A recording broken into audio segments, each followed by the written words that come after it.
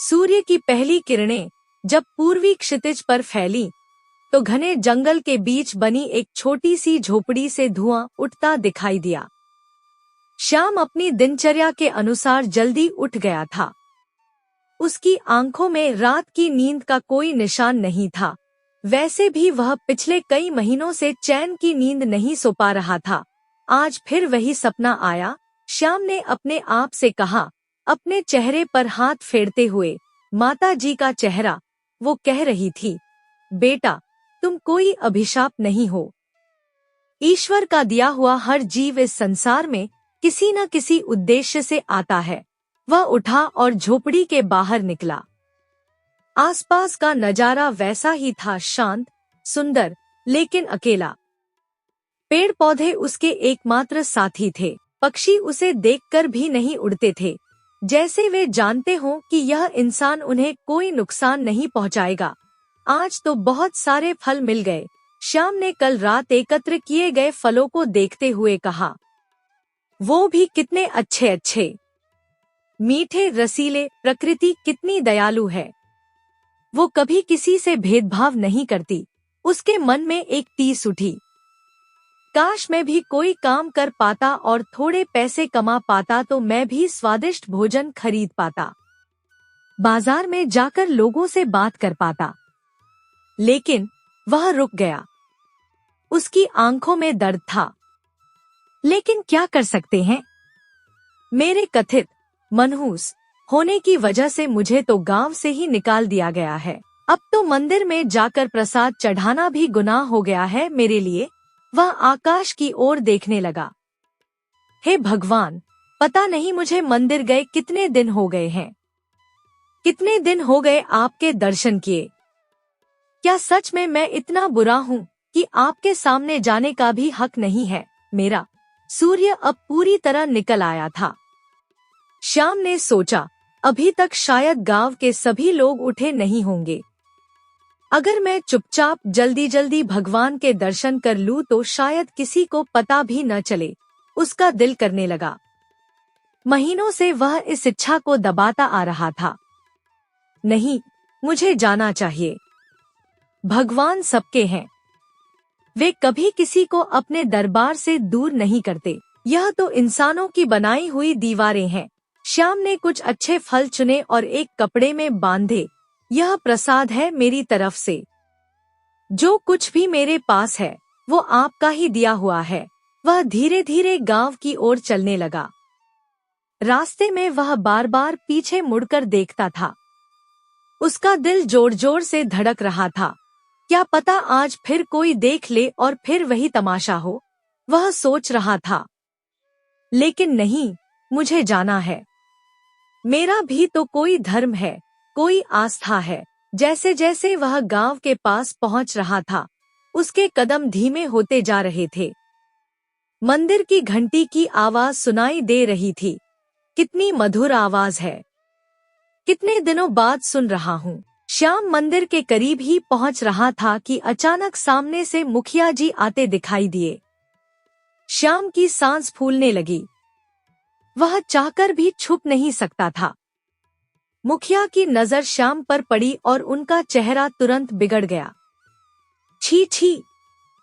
हे भगवान! मुखिया ने अपना माथा पीटा। यह सुबह सुबह किस मनहूस की शक्ल दिख गई। मेरा पूरा दिन खराब हो गया। अब पता नहीं मेरे साथ आज क्या क्या बुरा होगा। श्याम ने हाथ जोड़े। प्रणाम मुखिया जी।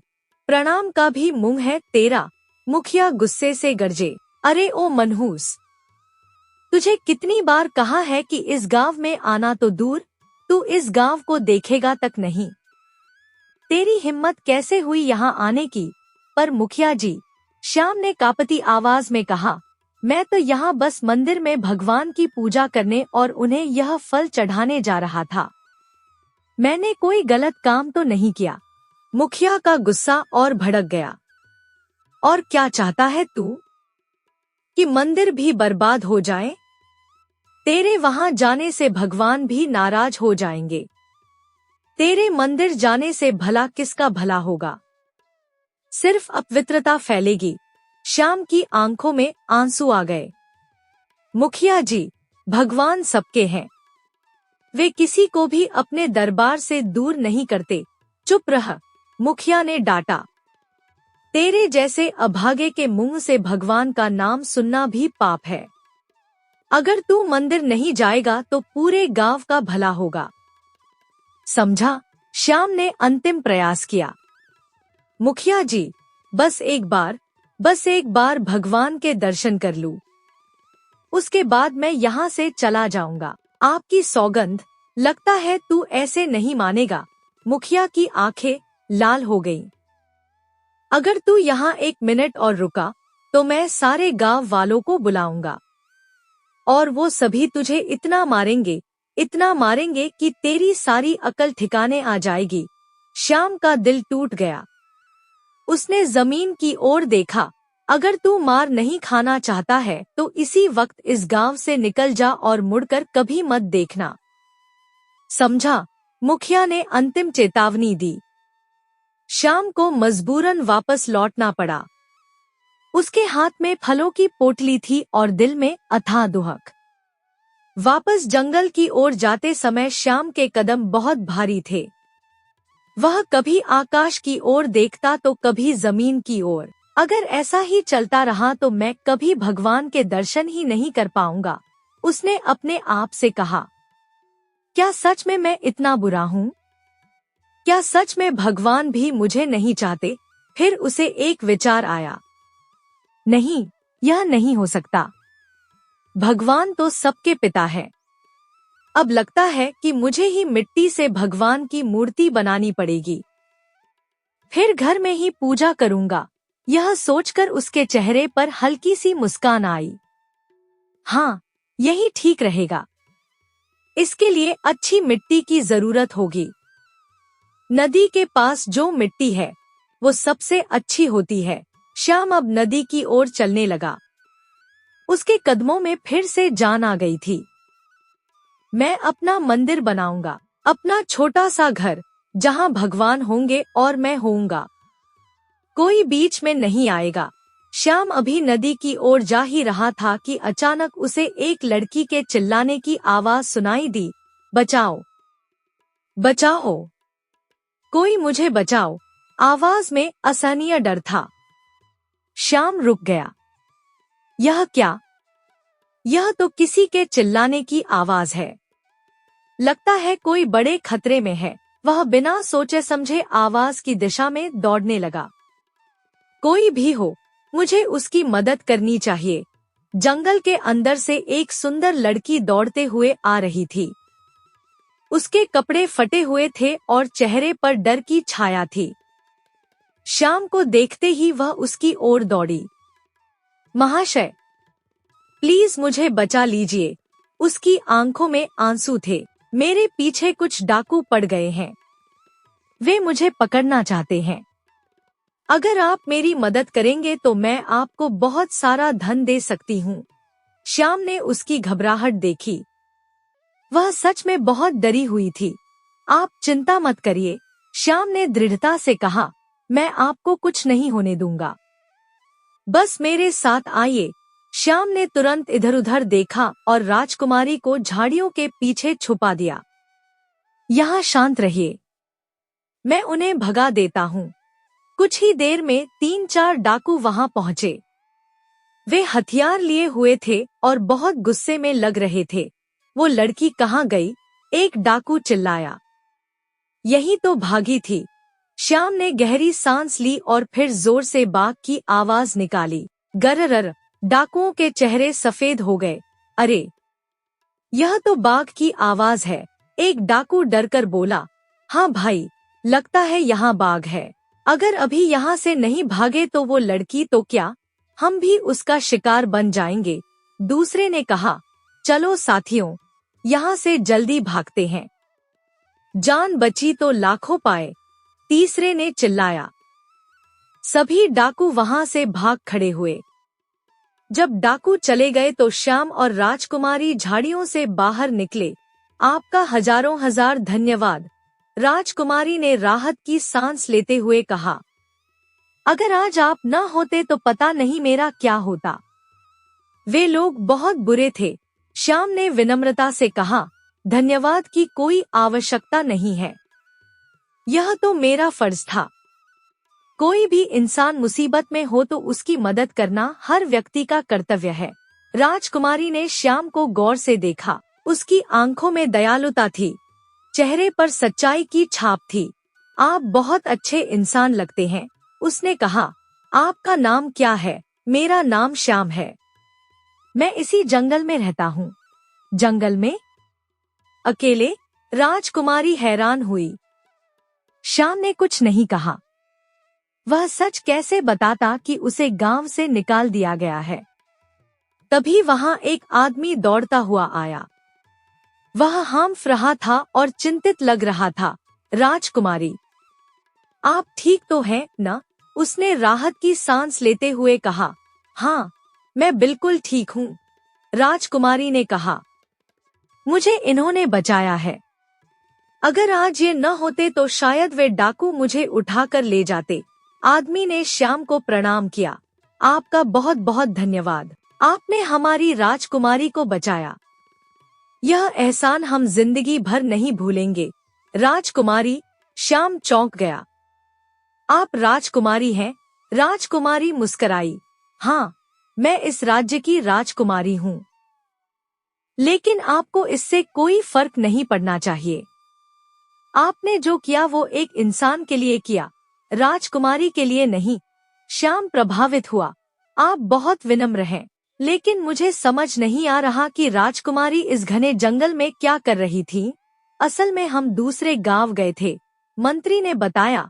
सुना था कि वहां के हालात ठीक नहीं हैं। राजकुमारी जी वहां निरीक्षण करने गई थी। वापसी में पता नहीं कहां से ये डाकू आ गए और हमारे सैनिकों पर हमला कर दिया। कई सैनिक घायल हो गए। ओह, श्याम को चिंता हुई। सैनिक कैसे हैं? उनकी हालत गंभीर है। क्या आप थोड़ी देर राजकुमारी का ध्यान रख सकते हैं? मुझे सैनिकों को देखने जाना है। जी हाँ, बिल्कुल, श्याम ने कहा। आप निश्चिंत होकर जाइए। मंत्री चला गया। राजकुमारी और श्याम अकेले रह गए। आपने आज मेरी जान बचाई है, राजकुमारी ने कहा। आप जानते भी नहीं कि आपने कितना बड़ा काम किया है। हमारे पिता यानी महाराज आपको बहुत बड़ा इनाम देंगे। श्याम ने हाथ हिलाया। नहीं, नहीं, मुझे कोई इनाम नहीं चाहिए। क्यों? राजकुमारी हैरान हुई। कोई भी व्यक्ति इनाम लेने से मना नहीं करता। श्याम चुप रह गया। वह कैसे बताता कि उसे तो गांव में जाने तक की इजाजत नहीं है। राजकुमारी ने उसकी चुप्पी देखी। आप परेशान लगते हैं। कोई बात है क्या? श्याम ने हिम्मत जुटाई। राजकुमारी, अगर आप बुरा ना माने तो एक बात पूछूं? हाँ, बिल्कुल पूछिए। क्या सच में कोई व्यक्ति मनहूस होता है? क्या किसी के चेहरा देखने से बुरा होता है? राजकुमारी सोच में पड़ गई। यह आप क्यों पूछ रहे हैं? श्याम ने पूरी कहानी बता दी। कैसे लोग उसे मनहूस मानते हैं, कैसे उसे गांव से निकाल दिया गया है। राजकुमारी सुनकर दुखी हो गई। यह तो बहुत गलत है। यह सारा अंधविश्वास है। कोई व्यक्ति मनहूस नहीं होता। ये सब बातें अशिक्षा की वजह से हैं, लेकिन सब लोग कहते हैं। श्याम ने कहा, सब लोग गलत भी तो हो सकते हैं। राजकुमारी ने दृढ़ता से कहा, देखिए, आप मेरे सामने हैं। क्या मेरे साथ कुछ बुरा हुआ? बल्कि आपकी वजह से मेरी जान बची है। श्याम की आंखों में थोड़ी उम्मीद जगी। वे दोनों बात ही कर रहे थे कि अचानक जंगल की दिशा से धुआं दिखाई दिया। ये क्या? राजकुमारी चिल्लाई। यह धुआं कहाँ से आ रहा है? श्याम का दिल जोर से धड़कने लगा। लगता है कहीं आग लगी है। और वो दिशा, उस तरफ तो मेरी झोपड़ी है। क्या? राजकुमारी घबरा गई। कहीं मेरी झोपड़ी में तो आग नहीं लगी? श्याम दौड़ने लगा। राजकुमारी भी उसके पीछे दौड़ी। जब वे वहां पहुंचे तो देखा कि श्याम की झोपड़ी में आग लग चुकी थी। वहां दो आदमी मशाल लेकर खड़े थे और आग को और तेज करने की कोशिश कर रहे थे। ये तुम दोनों ने क्या किया है? श्याम चिल्लाया। मेरी झोपड़ी को आग क्यों लगाई? राजकुमारी भी गुस्से में आ गई। आप लोग यह क्या कर रहे हैं? इस बेचारे की झोपड़ी में आग क्यों लगाई? एक आदमी ने कहा, यह तो इस मनहूस से ही पूछो। इसने आज सुबह गांव में कदम रखा। मना करने के बाद भी यह गया था। दूसरे ने जोड़ा, और जब मुखिया जी घर गए तो उनके घर में आग लग चुकी थी। हमने बदला लेने के लिए इसकी झोपड़ी जला दी। राजकुमारी हैरान हुई। तो आप यह कह रहे हैं कि सिर्फ इसका चेहरा देखने से मुखिया के घर में आग लग गई? यह कैसा अंधविश्वास है? अंधविश्वास? पहला आदमी हंसा। जब तुम्हारे साथ कुछ बुरा होगा तब पता चलेगा कि इसके साथ रहना कितना खतरनाक है। दूसरे ने धमकी दी, और तू इस मनहूस के साथ रह रही है।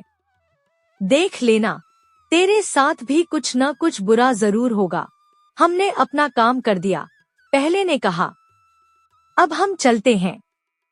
और तू, श्याम, अब गांव में दिख मत जाना, समझा? वे दोनों चले गए। श्याम अपनी जलती हुई झोपड़ी को देखकर रो पड़ा। उसकी सारी दुनिया उस छोटी सी झोपड़ी में थी। राजकुमारी ने उसका कंधा थपथपाया। श्याम, यह सच में बहुत बुरा हुआ है, लेकिन तुम चिंता मत करो। मैं यहाँ की राजकुमारी हूँ। मैं साबित करके दिखाऊंगी कि तुम कोई मनहूस नहीं हो।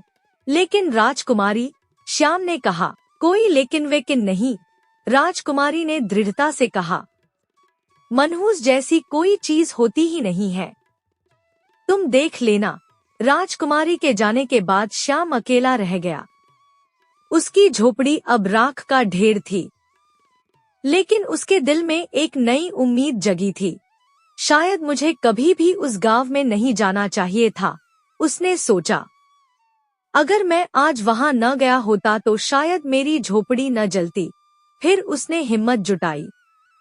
लेकिन जो हो गया सो हो गया। राजकुमारी ठीक कह रही थी। मैं कोई मनहूस नहीं हूँ। मुझे फिर से अपना घर बनाना होगा। वह काम में जुट गया। चल श्याम, शुरू हो जा। इस बार पहले से भी अच्छी झोपड़ी बनानी है। पूरी रात वह काम करता रहा। पेड़ों से टहनियां तोड़ी, पत्ते इकट्ठे किए, मिट्टी से दीवारें बनाईं। अगले दिन सुबह तक उसने अपनी झोपड़ी बना ली थी। यह पहले से भी अच्छी और मजबूत थी। आखिरकार यह काम पूरा हुआ। उसने राहत की सांस लेते हुए कहा, अच्छा हुआ कि उन्होंने सिर्फ मेरी झोपड़ी ही जलाई थी। अगर वे मुझे इस राज्य से निकाल देते तो पता नहीं मेरा क्या होता। श्याम अपने काम से संतुष्ट होकर बैठा ही था कि मुखिया फिर से वहां आ पहुंचे। इस बार उनके साथ कुछ और गांव वाले भी थे। सही कहा तुमने, मुखिया ने व्यंग्य से कहा। झोपड़ी बनाना तो तुम्हारे लिए बहुत आसान है, इसीलिए जो किया उसकी इतनी छोटी सी सजा तो कुछ भी नहीं है। श्याम समझ नहीं पाया। मैं कुछ समझा नहीं। मुखिया जी, आप क्या कहना चाहते हैं? अभी समझाता हूँ। मुखिया का चेहरा गुस्से से लाल था। तुम्हें तो याद ही होगा कि हमने तुम्हें गांव आने से मना किया था, फिर भी तुम कल सुबह गांव आए। जी हाँ, लेकिन मैं तो सिर्फ मंदिर, श्याम ने कहने की कोशिश की। चुप रह, मुखिया चिल्लाए। तुमने पंचायत के आदेश का उल्लंघन किया और तुम्हारी वजह से मेरे घर में आग लग गई। घर के अंदर का सारा कीमती सामान जलकर राख हो गया। श्याम ने हाथ जोड़े। मुखिया जी, मैंने तो आग नहीं लगाई है। तुमने आग नहीं लगाई, यह सच है, मुखिया ने कहा। लेकिन तुम्हारी मनहूस शक्ल देखने की वजह से मेरे घर में आग लग गई और इसका भुगतान तुम्हें करना पड़ेगा। मुखिया जी, मेरे पास इतना पैसा नहीं है कि मैं आपके नुकसान की भरपाई कर सकूं। श्याम ने दीनता से कहा। मैं तुमसे पैसे की मांग नहीं कर रहा, मुखिया ने ठंडे स्वर में कहा। हमने कल रात बहुत सोच विचार किया है। हमारा फैसला यह है कि तुम हमारे गांव के लिए और इस पूरे राज्य के लिए खतरा हो। श्याम का दिल बैठने लगा। इसलिए अब तुम्हें यह राज्य छोड़कर जाना होगा। मुखिया ने अंतिम फैसला सुनाया। मुखिया जी, श्याम ने गिड़गिड़ाते हुए कहा, अगर आप मुझे इस राज्य से निकाल देंगे तो मैं कहाँ जाऊंगा? मेरा और कोई ठिकाना नहीं है। दया करिए, मैं वादा करता हूँ कि आज के बाद कभी भी उस गांव में नहीं जाऊंगा। श्याम ने हाथ जोड़कर कहा। मेरा विश्वास करिए, मुखिया का दिल कठोर था। हमने तुम्हें एक मौका दिया था जिसे तुमने गवा दिया। अब हम तुम्हें इस राज्य में एक पल भी नहीं रुकने दे सकते। अच्छा यही होगा कि तुम चुपचाप यहाँ से निकल जाओ, एक गांव वाले ने कहा। श्याम और गांव वालों के बीच बहस चल ही रही थी कि वहां दो शाही सैनिक आ गए। तुम में से श्याम कौन है? एक सैनिक ने पूछा। गांव वाले हैरान रह गए। मुखिया ने कहा, यह जो सामने मनहूस खड़ा है यही श्याम है। लेकिन आप लोग इसे क्यों खोज रहे हैं? श्याम जी, आपको राजमहल में बुलाया गया है, दूसरे सैनिक ने कहा। तुरंत चलना होगा। मुखिया की आंखें चमकी। देखा श्याम, तुम्हारी मनहूसी राजमहल तक पहुंच गई है। अब तो हम फिर भी तुम्हें यहाँ से जाने दे रहे थे, लेकिन लगता है तुम्हारी वजह से कुछ बहुत बुरा हुआ है। जरूर महाराज तुम्हें तुम्हारी मनहूसी के लिए फांसी की सजा देने वाले हैं, एक गांव वाले ने कहा। सैनिक हंसा। अरे नहीं नहीं, आप गलत समझ रहे हैं। इन्होंने कुछ गलत नहीं किया है। इन्हें महल इसलिए बुलाया जा रहा है क्योंकि राजकुमारी ने इन्हें अपने वर के रूप में चुना है। सभी गांव वालों के मुंह खुले के खुले रह गए। क्या बकवास कर रहे हैं? मुखिया अविश्वास से बोले। यह मनहूस और राजकुमारी का होने वाला पति? मैं कोई बकवास नहीं कर रहा, सैनिक ने कहा। यह सच है। अब चलिए श्याम जी, आपको जल्दी राजमहल पहुंचना है। राजमहल में महाराज सिंहासन पर बैठे थे। राजकुमारी उनके पास खड़ी थी। मुखिया और कुछ गांव वाले भी वहां मौजूद थे। तो यह है वो व्यक्ति जिसके बारे में आप बात कर रही थी? राजकुमारी, महाराज ने पूछा। जी पिताश्री, यही है जिससे मैं विवाह करना चाहती हूँ, राजकुमारी ने स्पष्ट आवाज में कहा। महाराज ने श्याम को देखा। बेटी, एक बार फिर सोच लो। यह बहुत बड़ा फैसला है। मैंने सोच लिया है पिताश्री, राजकुमारी ने दृढ़ता से कहा। मुखिया आगे आए। महाराज, राजकुमारी बिल्कुल गलत कर रही हैं। एक बार पुनः सोचने को कहिए, क्योंकि शायद उन्हें पता नहीं है कि यह श्याम एक मनहूस है। राजकुमारी मुस्कुराई। मुझे यह बात अच्छी तरह पता है मुखिया जी, फिर आप इससे विवाह क्यों करना चाहती हैं? मुखिया हैरान हुए, क्योंकि मैं अंधविश्वास में विश्वास नहीं करती, राजकुमारी ने गर्व से कहा। श्याम का मनहूस होना एक अंधविश्वास है और कुछ नहीं। इस राज्य की राजकुमारी होने के नाते इस अंधविश्वास को खत्म करना मेरी जिम्मेदारी है। मुखिया ने अंतिम प्रयास किया। राजकुमारी, आप गलत सोच रही हैं। यह कोई अंधविश्वास नहीं है। यह श्याम जिसके भी साथ रहता है, उसके साथ कुछ न कुछ बुरा अवश्य होता है। अभी भी वक्त है, मुखिया ने महाराज से कहा। आप इसे राज्य से निष्कासित कर दीजिए, अन्यथा यह एक दिन हमारे राज्य के लिए बहुत बड़ा संकट बन सकता है। राजकुमारी ने तर्क दिया। मुखिया जी, आपने कहा कि श्याम जिसके साथ रहते हैं उसके साथ बुरा होता है, लेकिन श्याम ही ने मेरी जान बचाई थी डाकुओं से। क्या कहा? डाकुओं से जान बचाई? महाराज चौंके। राजकुमारी ने पूरी घटना बताई। कैसे डाकुओं ने उनका पीछा किया था और कैसे श्याम ने अपनी समझदारी से उन्हें बचाया था। अगर यह सच में मनहूस होते तो मुझे और भी बड़े संकट में फंसना चाहिए था, है न? राजकुमारी ने कहा। लेकिन इनसे मिलने के बाद तो संकट आने की बजाय संकट टल गया। महाराज सोच में पड़ गए। मुखिया अभी भी संदेह में थे। राजकुमारी, कहीं लेने के देने न पड़ जाएं। मुखिया ने चेतावनी दी। हमने सोच लिया है। राजकुमारी ने अंतिम फैसला सुनाया। अब जो होगा देखा जाएगा। महाराज ने कहा, ठीक है श्याम, आज से तुम हमारे राजमहल में रहोगे। मुखिया और गांव वाले निराश होकर वहां से चले गए। जब सब चले गए तो राजकुमारी ने श्याम से कहा, आप परेशान मत होइए, मैं जानती हूँ कि आप पर क्या बीती होगी। राजकुमारी, आपने यह क्यों किया? श्याम ने पूछा।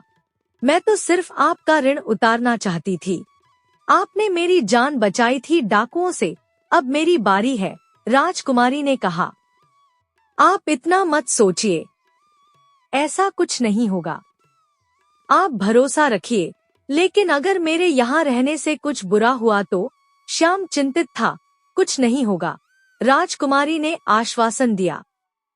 बस आज का दिन किसी तरह बीत जाए, उसके बाद आपके सिर से मनहूस होने का झूठा दाग मिट जाएगा। श्याम पूरी रात बेचैन रहा। उसे नींद नहीं आई। वह बार बार सोचता रहा कि कहीं राजकुमारी के साथ कुछ बुरा न हो जाए। पूरा एक दिन बीत गया, कुछ भी बुरा नहीं हुआ। अगले दिन मुखिया फिर से गांव वालों के साथ राजमहल आया। देखा मुखिया जी, राजकुमारी ने गर्व से कहा, मैंने कहा था न कि श्याम मनहूस नहीं है। पूरे एक दिन बीत गए हैं और कुछ भी बुरा नहीं हुआ। मुखिया अभी भी जिद्दी था। मुझे अब भी इस मनहूस पर भरोसा नहीं है। जब यह अनाथाश्रम में था तो इसके 12 साल का होने के बाद अनाथाश्रम बंद हो गया था। बस बहुत हो गया। महाराज ने कहा, मुझे विश्वास नहीं हो रहा कि आप एक गांव के मुखिया होकर इन बातों पर यकीन करते हैं। और इसने तो मेरी बेटी की जान बचाई है। चाहे कुछ भी हो जाए, मैं इसे मनहूस कभी नहीं मानूंगा। तभी एक सैनिक भागता हुआ आया। महाराज, अनर्थ हो गया। राजकोष से बहुत सारा धन चोरी हो गया है। सबके चेहरे सफेद हो गए। यह क्या कह रहे हो? महाराज चिल्लाए। इतने सैनिकों के होते हुए राजकोष की चोरी कैसे हो सकती है? मुखिया ने तुरंत कहा, देखा महाराज, मैंने कहा था न, यह श्याम मनहूस है। जिस राजकोष को कोई हाथ लगाने की सोच भी नहीं सकता, उसी की चोरी हो गई। वह भी तब जब श्याम राजमहल में आया। यह इत्तेफाक तो नहीं हो सकता। राजकुमारी ने बचाव की कोशिश की। श्याम ने चोरी नहीं की है, चोर ने चोरी की है। श्याम की गलती बस इतनी है कि वह इस राजमहल में आया।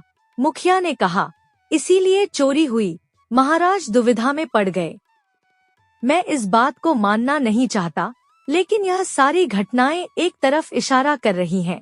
पिताजी, यह गलत है। राजकुमारी ने कहा, माफ करना बेटी, महाराज ने दुखी मन से कहा, लेकिन हम और खतरा नहीं उठा सकते। श्याम, तुमने मेरी बेटी की जान बचाई है। मैं तुम्हारा ऋणी रहूंगा, लेकिन अब तुम्हें यहाँ से जाना होगा। राजकुमारी का गुस्सा फूट पड़ा। नहीं पिताजी, यह बिल्कुल गलत है। आप सब ऐसा नहीं कर सकते। अगर आप सबको लगता है कि श्याम मनहूस है तो ठीक है। राजकुमारी ने दृढ़ता से कहा, मैं श्याम के साथ उसकी झोपड़ी में पूरा दिन अकेले बिताऊंगी। फिर देखते हैं कि मेरे साथ क्या बुरा होता है। नहीं बेटी, महाराज डर गए। तुम ऐसा नहीं कर सकती, इसमें बहुत खतरा है। पिताजी, आप मुझे रोकिए मत।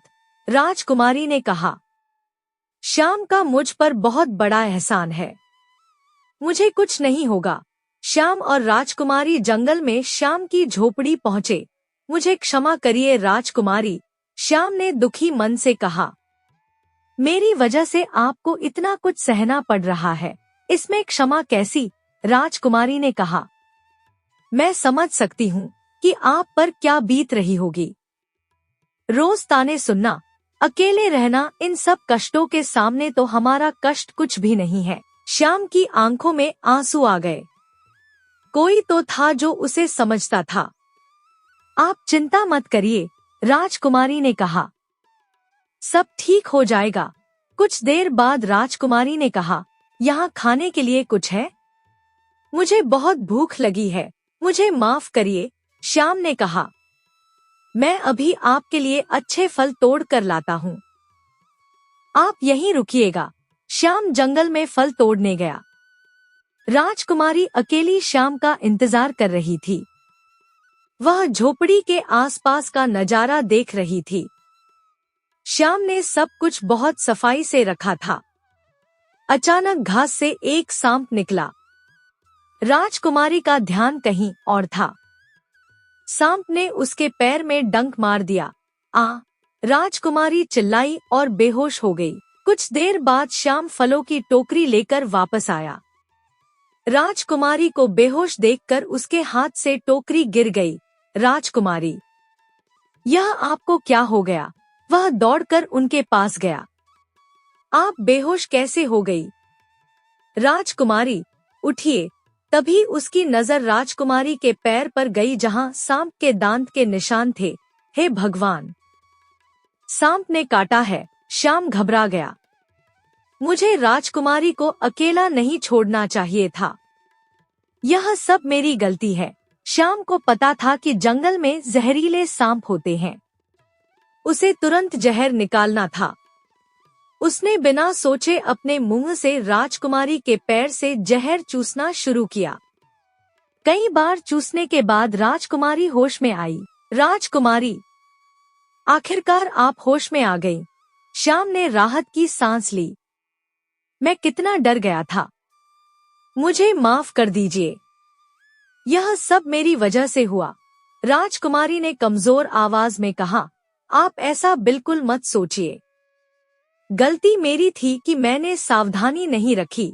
लेकिन कुछ भी हो, राजकुमारी ने मुस्कुराते हुए कहा, आपने फिर से मेरी जान बचाई है। अब तो पिताजी मान ही जाएंगे कि आप कोई मनहूस नहीं है। जब वे महल वापस पहुंचे तो सबने राजकुमारी को देखकर राहत की सांस ली। लेकिन मुखिया की नजर राजकुमारी के पैर की पट्टी पर पड़ी। यह क्या है राजकुमारी? मुखिया ने पूछा। आपके पैर में यह पट्टी क्यों? एक सांप ने मुझे काटा था। राजकुमारी ने सच कहा। क्या? मुखिया चिल्लाए। देखा महाराज, मैंने कहा था ना, ये मनहूस है। इसके साथ जाते ही राजकुमारी को सांप ने काट लिया। राजकुमारी ने समझाने की कोशिश की। मुखिया जी, जब सांप ने मुझे काटा तब श्याम वहां थे ही नहीं। अगर वे होते तो सांप मुझे नहीं काटता। और वे ही हैं जिन्होंने मेरी जान बचाई। भले ही श्याम ने आपको बचाया हो, मुखिया ने तर्क दिया, लेकिन सांप ने आपको इसीलिए काटा क्योंकि आप इस मनहूस के साथ गई थी। महाराज अब पूरी तरह मुखिया की बात मानने को तैयार हो गए। माफ करना बेटी, महाराज ने दुखी मन से कहा। अब हम तुम्हारी बात नहीं मान सकते। श्याम, तुमने हमारी बेटी की जान बचाई थी, इसके लिए हम तुम्हारे ऋणी हैं। लेकिन तुम्हारी वजह से राजकोष की चोरी हुई और राजकुमारी को सांप ने भी काटा, महाराज ने कहा। इसलिए हम आदेश देते हैं कि तुम अब इस राज्य में नहीं रह सकते। नहीं पिताजी, राजकुमारी चिल्लाई। आप किसी निर्दोष के साथ ऐसा नहीं कर सकते। शुक्र मनाओ कि श्याम ने तुम्हारी जान बचाई थी, महाराज ने कहा। इसीलिए हम इसे सिर्फ निकाल रहे हैं। श्याम ने हार मान ली। जी महाराज, मैं समझ गया।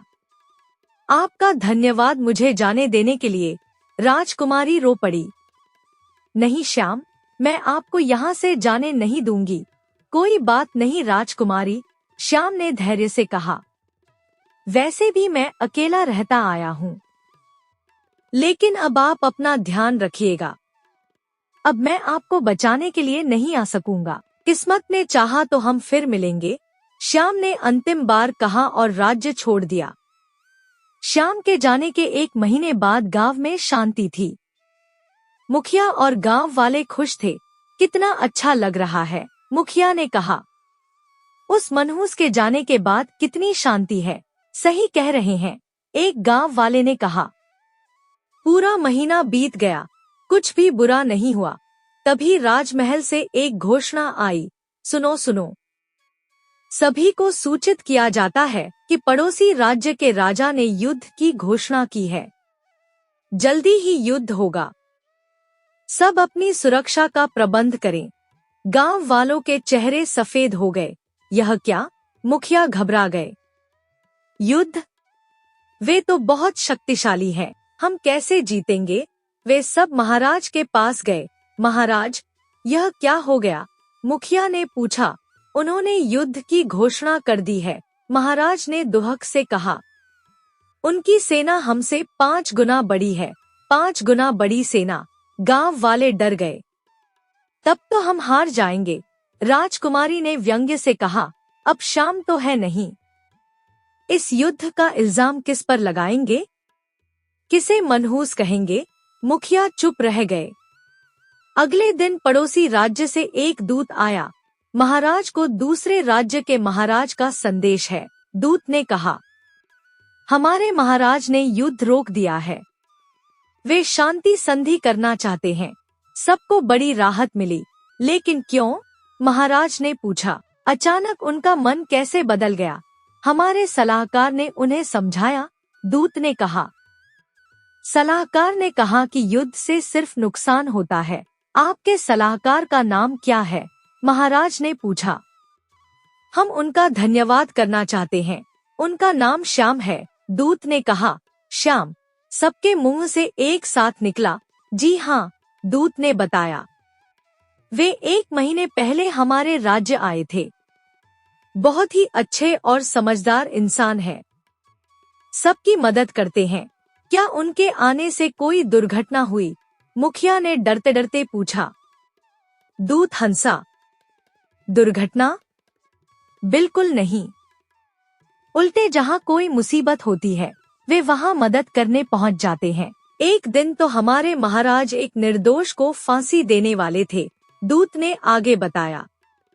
श्याम ने रोका और असली अपराधी का पता लगाया। उस निर्दोष की जान बच गई।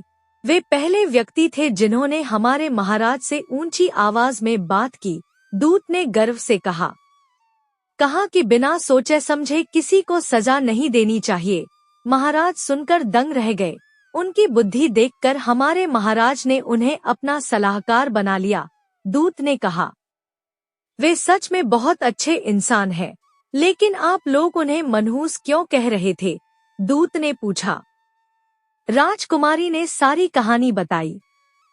दूत सुनकर गुस्से में आ गया। अब मैं समझा कि वे यहाँ क्यों नहीं आना चाहते थे। आप लोग किस युग में जी रहे हैं?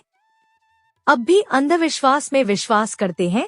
फिर भी श्याम ने इस राज्य को बचाया, दूत ने कहा। वे सच में महान इंसान हैं। मुझे गर्व है कि वे हमारे सलाहकार हैं। अब हम चलते हैं, दूत ने कहा। और चिंता मत करिए, श्याम यहाँ कभी नहीं आएंगे। वे आना भी चाहेंगे तो हम उन्हें ऐसी जगह नहीं आने देंगे जहाँ उनकी कदर नहीं है। दूत के जाने के बाद सबको अपनी गलती का एहसास हुआ। मुखिया और गांव वालों के चेहरे शर्म से झुक गए। राजकुमारी ने कहा, अब समझ गया न कि अंधविश्वास कितना खतरनाक होता है। हमने एक अच्छे इंसान के साथ कितना गलत किया। महाराज ने सिर हिलाया। हमसे बड़ी गलती हुई है। श्याम जैसे अच्छे इंसान को हमने दुहक दिया। मुखिया ने दुहक से कहा, काश हम समझ पाते कि सच क्या है। इस तरह श्याम का जीवन सुधर गया।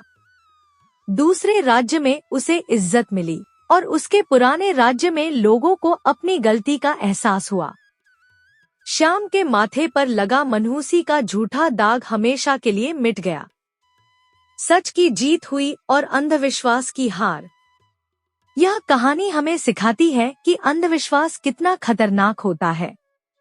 किसी को भी बिना वजह मनहूस या अशुभ नहीं कहना चाहिए। हर इंसान में अच्छाई होती है। सच्चाई हमेशा जीतती है, भले ही देर से सही। दोस्तों, यह कहानी आपको कैसी लगी कमेंट करके जरूर बताइएगा। और हाँ, वीडियो अगर अच्छी लगी हो तो प्लीज जाने से पहले इस वीडियो को लाइक और चैनल को सब्सक्राइब करते हुए जाइए। धन्यवाद। स्वस्थ रहिए, मस्त रहिए, लाइफ में हमेशा मोटिवेटेड रहिए।